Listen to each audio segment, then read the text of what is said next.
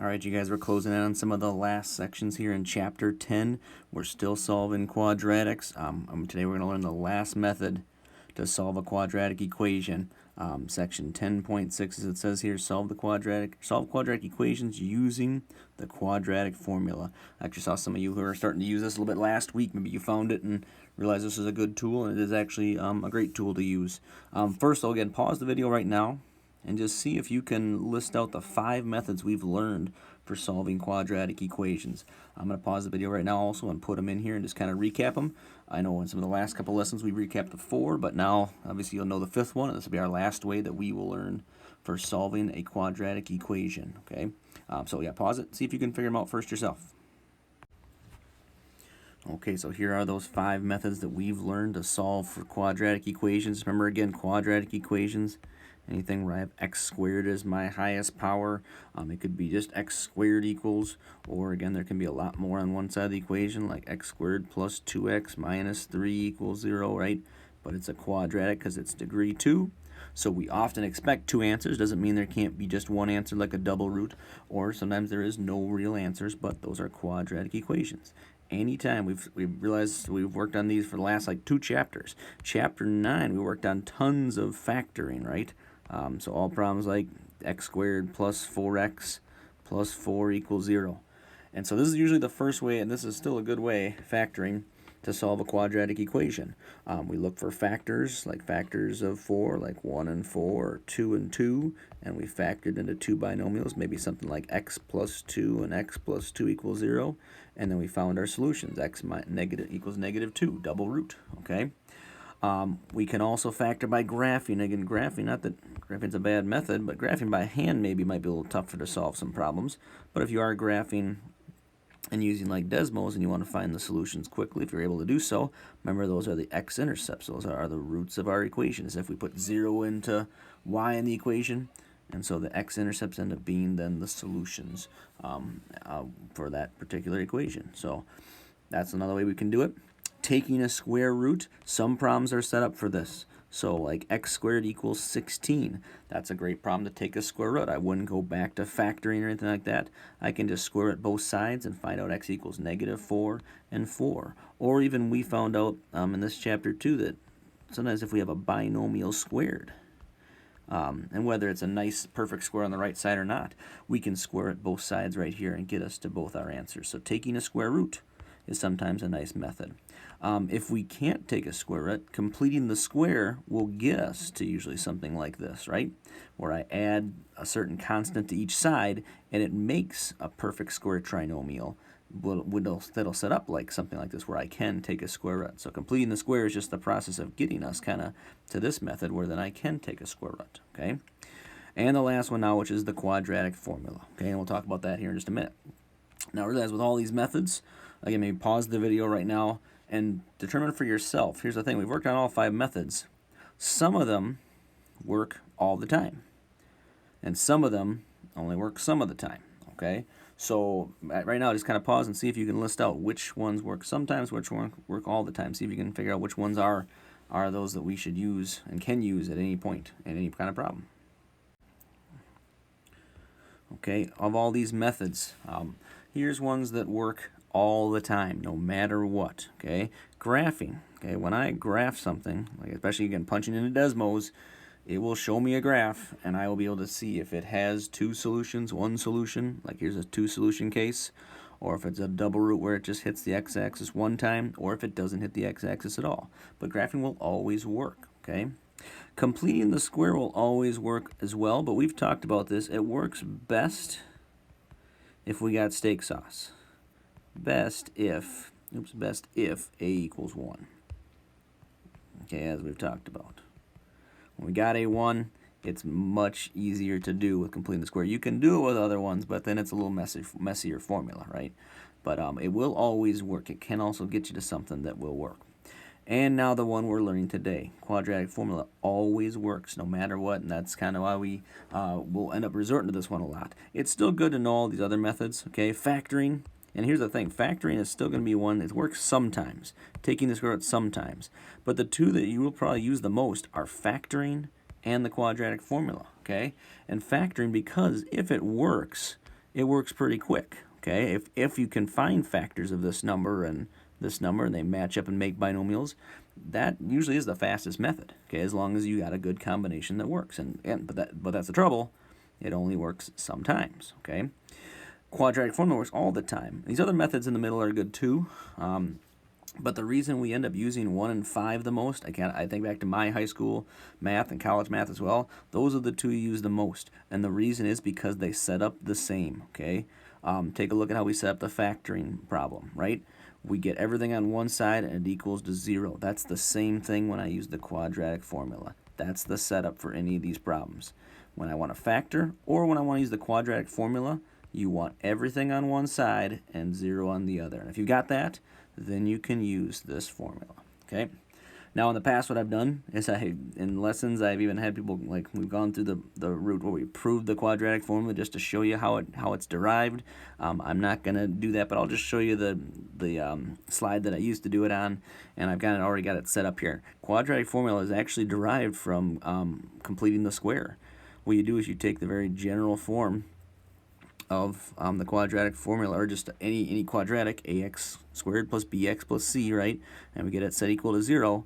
And you do all the things that you would to complete the square. You'd move the constant over to the right side, whatever it is right now. Then we'd use our formula like we talked about for completing the square. Again, this is the messier version, right? Where necessarily a isn't always 1 or even a nice number we can square root.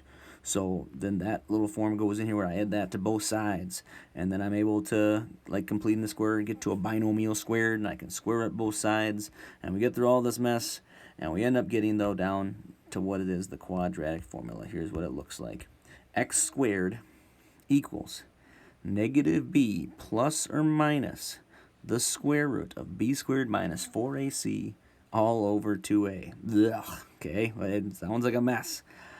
I would never make you memorize this formula. On a quiz or test, you could always use that and have that available to you.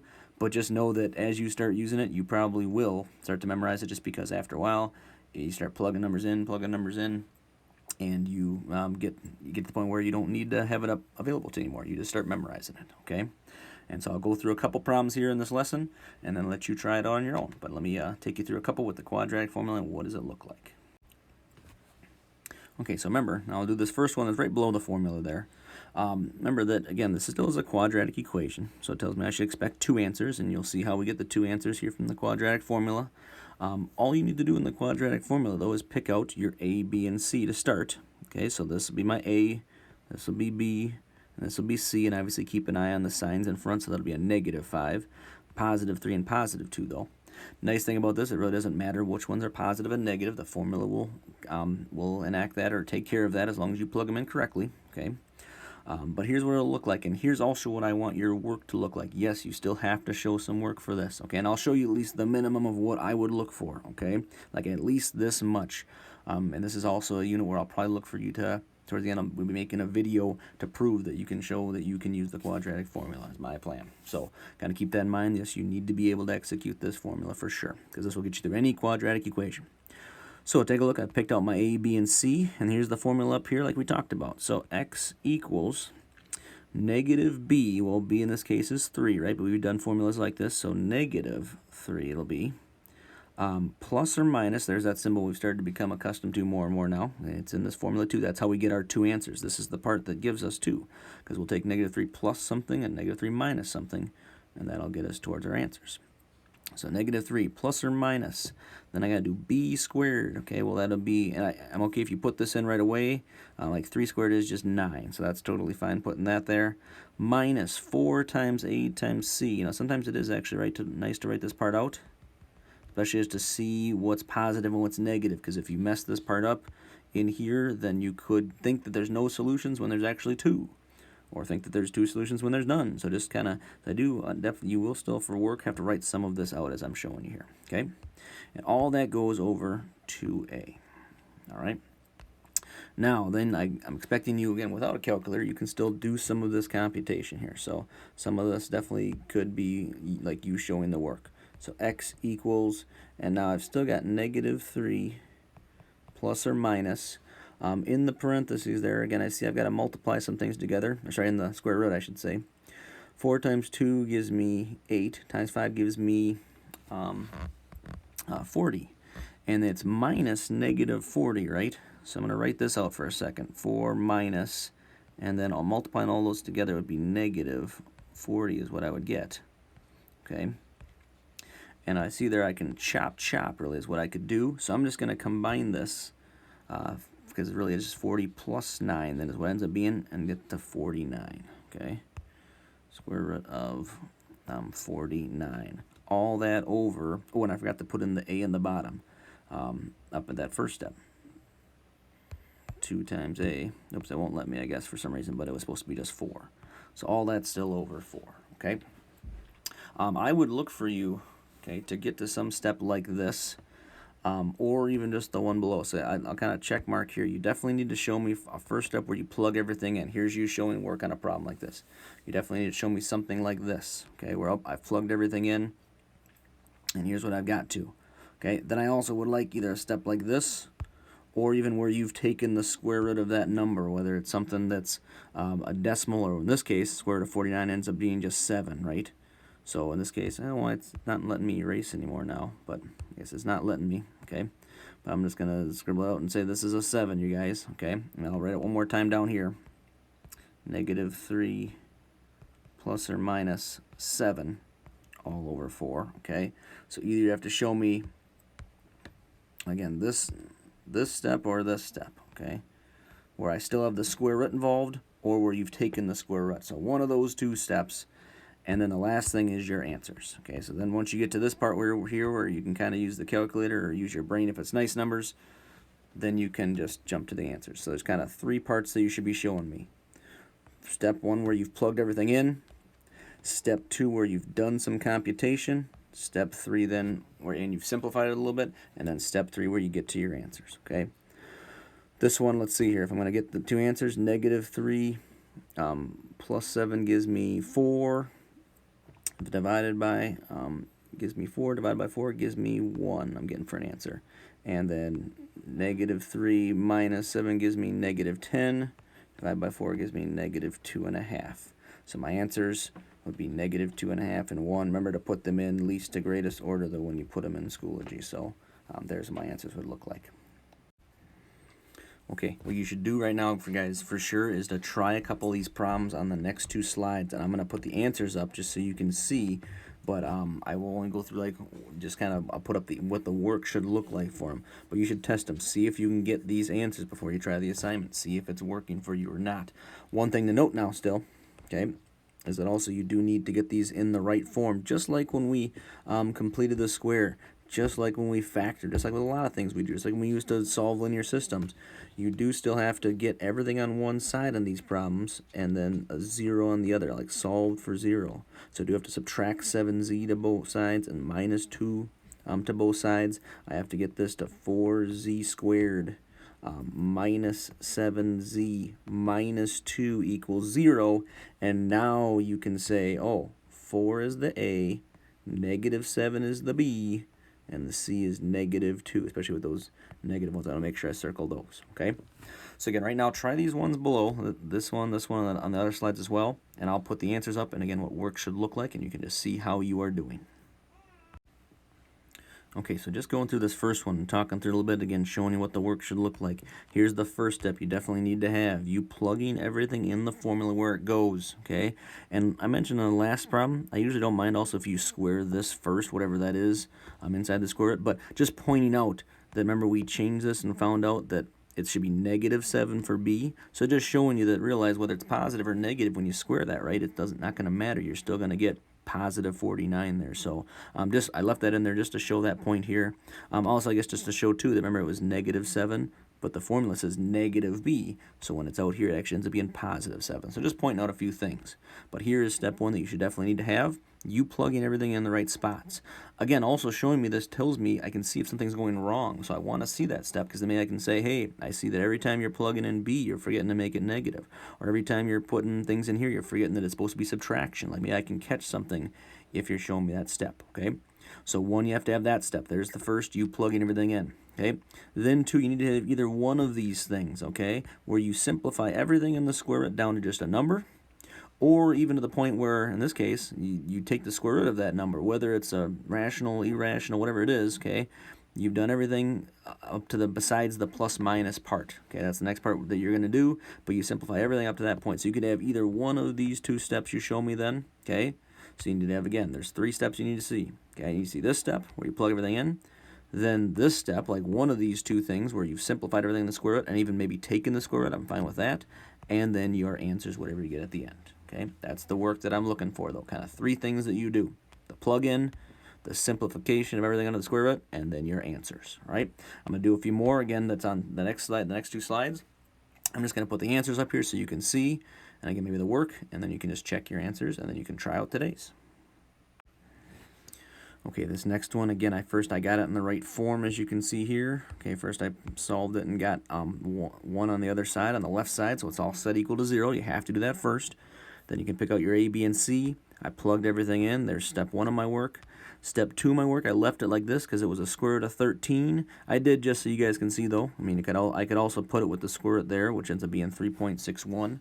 So I did figure that out. You could have that in its place too, but something where I've simplified the whole square root. And then I found my 2 answers, again, using plus and minus and my calculator and all that. That's totally fine, but I want to see that work that I showed up there.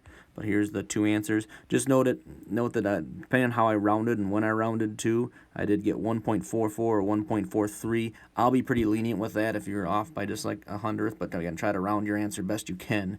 If you end up with 1.49 or something, I mean, then something might have gone a little wrong, but there'll be times where I can understand if you rounded at this point or something after that point. I can see that happens occasionally. So just know I'll be a little bit forgiving on those cases, but you should be still pretty much right on or pretty darn close to the answer. Okay? Okay, then finishing up, hopefully you did these last 2 problems too, because you'll see some of the special cases that we occasionally see when we're solving quadratics, right? They can happen with the quadratic formula too. Take a look. I moved the 9 over. I established my A, B, and C. I plugged everything in that top one, number 4. There's my first line of work, right, where I plugged everything in.